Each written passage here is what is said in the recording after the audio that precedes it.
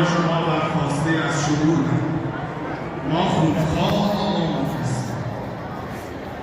این حرف الان حرف مشترک همه ایرانی هست، از مسئولان تا مردم. ما خونخواه آقا هستیم.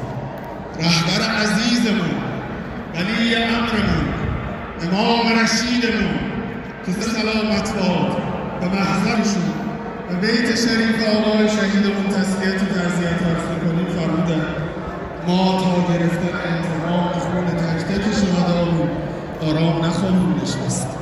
درسته قراره که وداع کنیم و در روزهای آینده تشییع کنیم عزیز جانمون رو و خانواده شهیدشون رو، اما این تشییع هم عهدی با همه شهداست، از شهدای عزیز مظلوم و معصوم امیناب گرفته تا همه مردم شهیدمون، تا همه فرماندهانمون، تا همه مسئولینمون. ما آرام نخواهیم گرفت و ما در این جلسه اعلام می‌کنیم با هم مشتاق گره شده با پرچم‌های سرخ خونخواه